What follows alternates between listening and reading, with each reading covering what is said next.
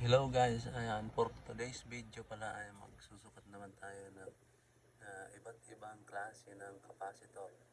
Katulad nito, capacitor ng washing machine. Ayan. Tapos ito naman, capacitor ng aircon. Ayan guys, kung nakikita nyo, 4 microfarad. Ayan.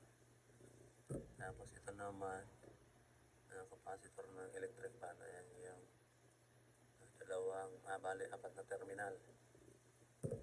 At saka ito din guys, ayan. Sa electric fan din to, ayan. So medyo malaking motor, ayan. Susukatin natin kung sira na or pwede pa, ayan. Tapos ito naman yung sa mga maliliit na electric fan, ayan. Malaki din pala to, ayan, 2 microfarad, ayan. Tapos ito naman guys yung sa spin dryer na washing machine, ayan. Ayan. Tapos meron ako dito guys na 5 watts 100 ohms na tawag ito resistor. Tapos gamit itong multi-tester guys. Ayan. Bali, iset lang natin sa UF. Ayan yung sign na microfarad. Ito. Tapos pindot lang tayo dito. Ayan, bali ayan guys, NF, nanofarad. Mas mataas kaysa sa microfarad.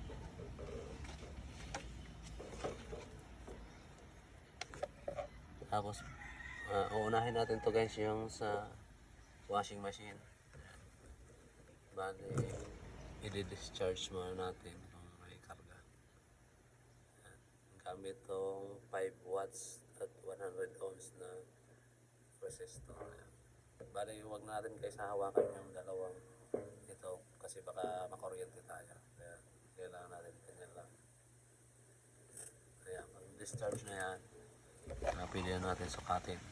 Kahit guys magkabaliktad yung ipit ko dito, okay lang yan, masusukat din naman yan. Wala naman tong polarity, wala naman positive negative, kaya pwede natin siyang sukatin kahit baliktaran. Ayan, malipit ko dyan.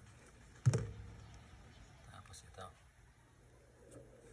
bali 7 microfarad pala siya guys. Dapat yung masukat natin is ayan, medyo malapit siya sa 7 microfarad. Ibig sabihin ito, good pa siya. Ayan, 6.94 microfarad. Ayan, good pa to sa washing machine. Ayan. Ayan. Tapos ito naman isa, ito naman yung sa fan motor ng mga window type na aircon. Ayan guys, or mga split type na aircon. Ayan, fan motor. Ayan, parehas lang nito, 4 microfarad. Ayan. Susukatin din natin kung okay pa or sira na. Ayan, bago natin yan sukatin, kailangan natin ng discharge muna, baka may kuryente pang natira. Ayan, discharge na. Tapos test natin, bali, ayan siya guys. Ayan, kung nakikita nyo, 4 microfarad siya, plus minus 5%. Dapat makuha natin yung 4 microfarad or 3.90 something or 3.89 something, o ganyan. Ayan, i-click na natin. Tapos ayan guys, hintayin lang natin na basahin niya. Ayan.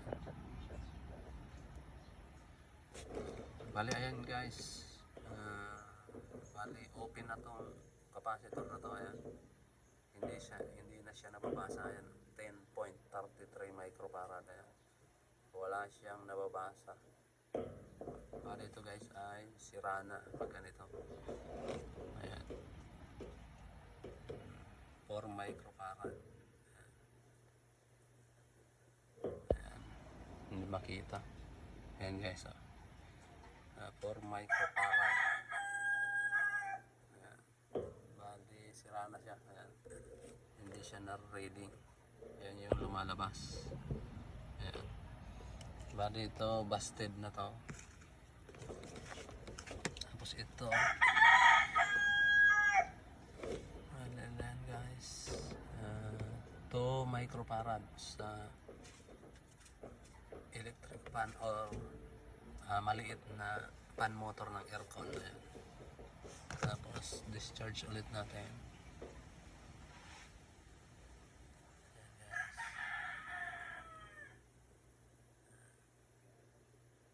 Discharge na. Tapos test natin ulit. Ito guys, kahit dito kayo maglagay or dito, parehas lang naman, isa lang yan na terminal. Magkadikit lang yan dalawang yan. Ayan.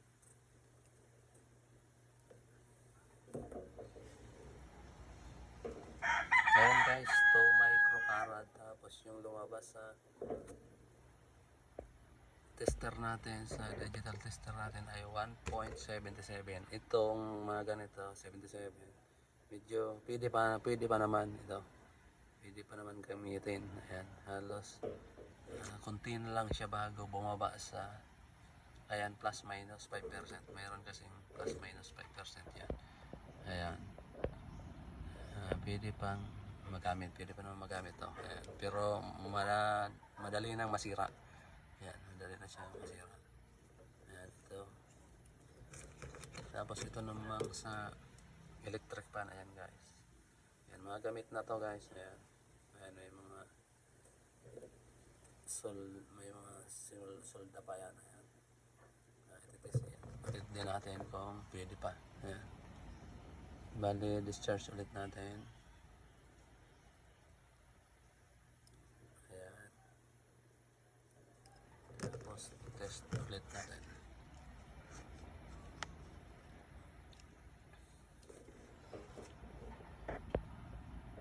Ayan guys, 1.5 microfarad. Ayan, ito. 1.491.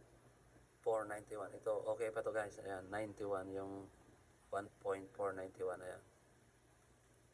Okay pa siya. Ang lapit nyo pa sa 1.5 microfarad. Ayan. Kaya ito, goods pa to guys. Itong capacitor ng electric fan. Ayan.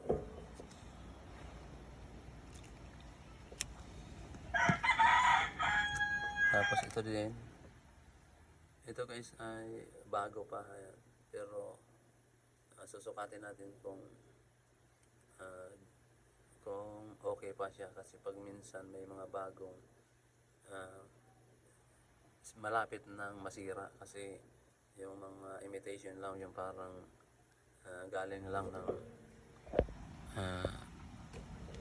China. Ayan, sabi galing doon ng China, pero hindi ko naman sinasabing lahat ng galing ng China ay sira. Mayroon din kasi mga imitation na gano'n na mabilis talagang masira, or bagong bili mo pa lang is sira na. Kaya ito, titestingin din natin kung sira na. Bale, bagong bili ko to online. Ayan guys, online ko to binili, pero titingnan natin kung good or bad capacitance siya. Ayan. Bale ito guys, kahit hindi ko na-discharge kasi hindi pa naman siya gamit. Ayan, wala pa naman siya stock na kuryente. Ayan, pwede natin i-test directly yan. Ayan.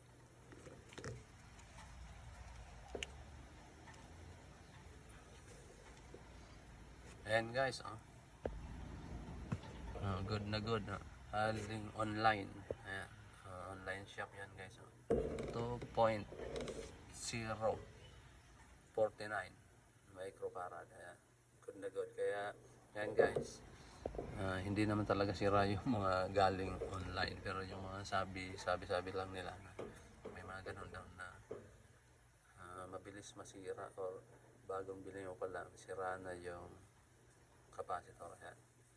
Ayan guys, goods. Maganda. Galing online.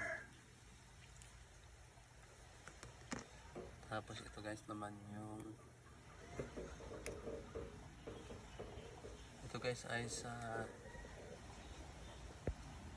ayan, spin dryer ng na capacitor sa washing machine. Ayan, 3.0 microfarad. Ayan. I-test din natin kung bad or good capacitor pa siya. Ayan. Bali ito guys, kailangan natin i-discharge. I-discharge din natin kasi gamit na siya.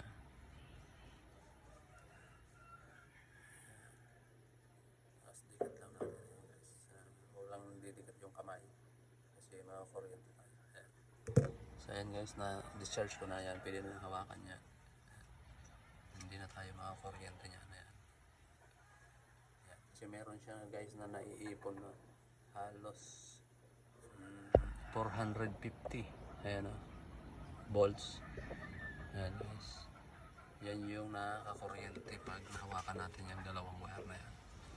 Kaya dapat sa mga DIY ay nagre-repair ng kanilang mga appliances, basta may mga capacitor na ganito, iwasan natin hawakan yung dalawang wire na yan kasi baka tayo ay makuryente. Ayan guys, bali ito i-test na natin kung okay pa. Ayan.